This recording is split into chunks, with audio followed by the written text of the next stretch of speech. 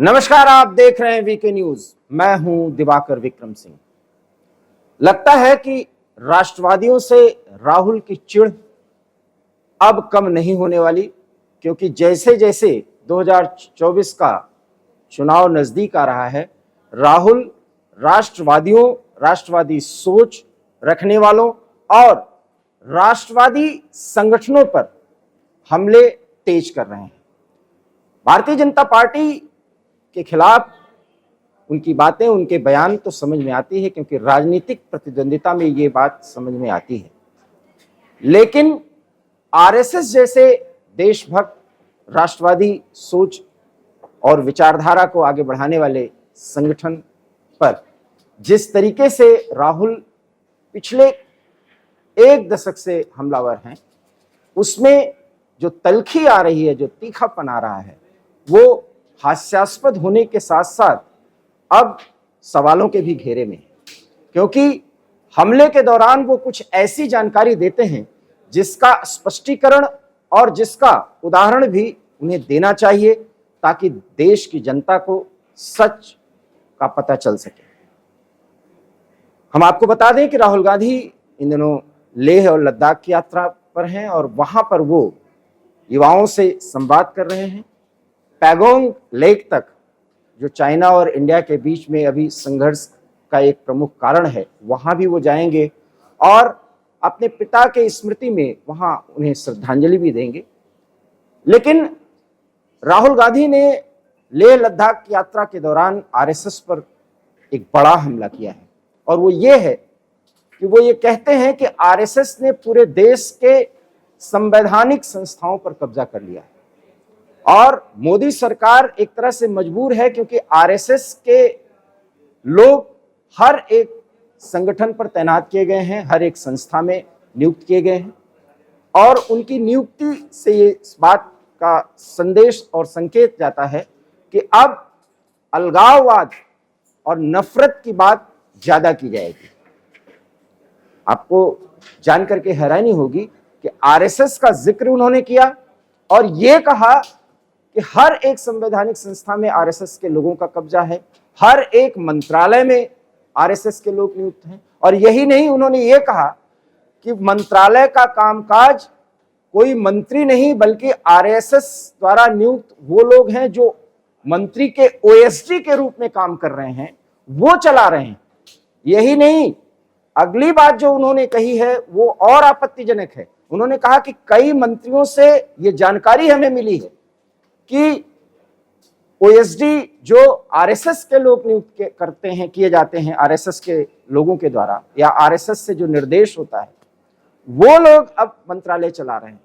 अब सवाल ये उठता है कि अगर राहुल को ये जानकारी मिली है तो उन्हें बताना चाहिए कि किस केंद्रीय मंत्री ने उन्हें ये जानकारी दी और कितने मंत्रालयों में वो ओएसडी काम कर रहे हैं जिनकी नियुक्ति सीधे आरएसएस की तरफ से की गई है। इसका कोई डाटा उन्होंने नहीं दिया।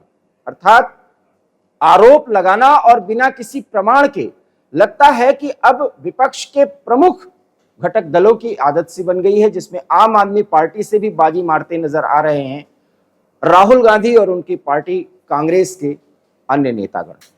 सवाल यह है कि क्या आरएसएस की विचारधारा को अगर कोई मानता है और वो देश के किसी संवैधानिक संस्था में तैनात है, नियुक्त है, तो उससे देश को कोई खतरा है?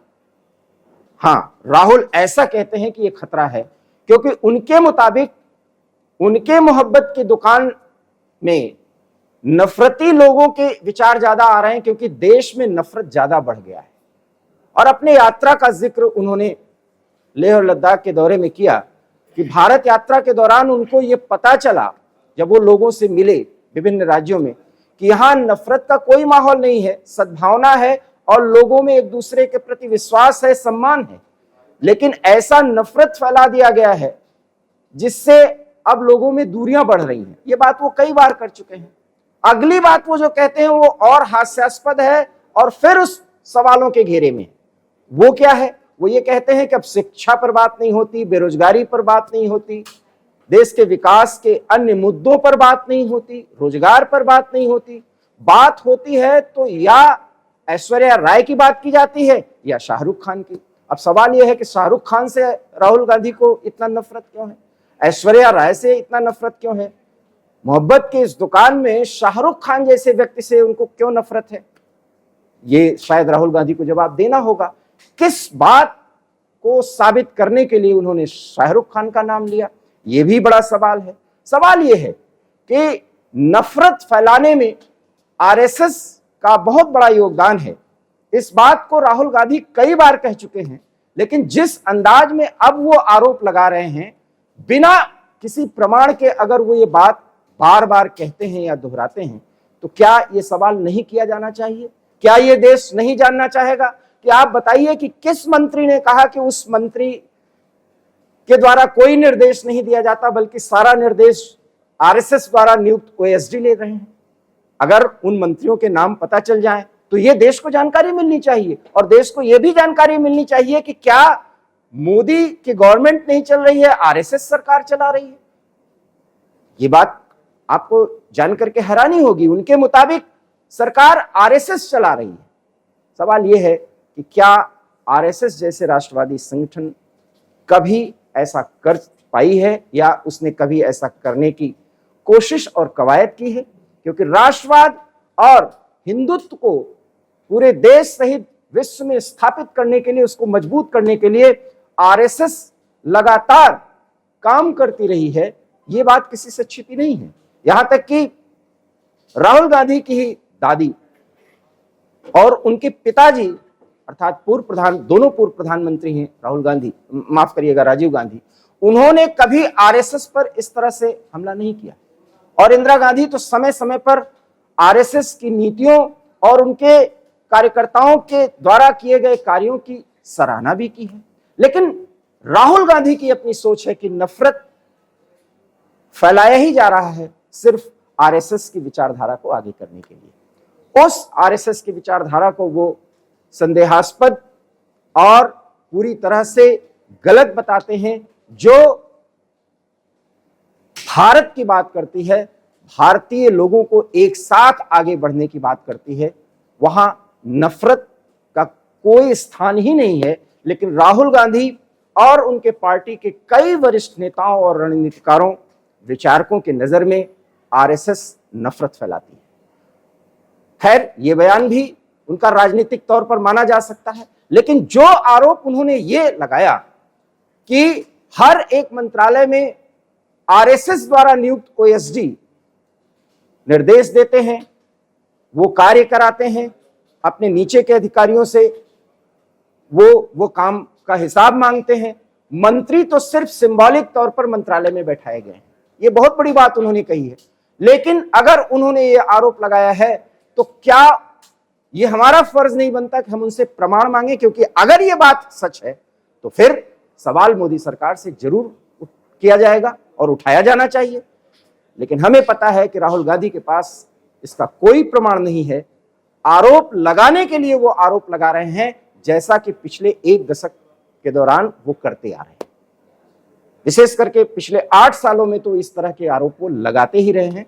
जब प्रमाण देने की बात आती है तब वो मुस्कुरा करके चल देते हैं।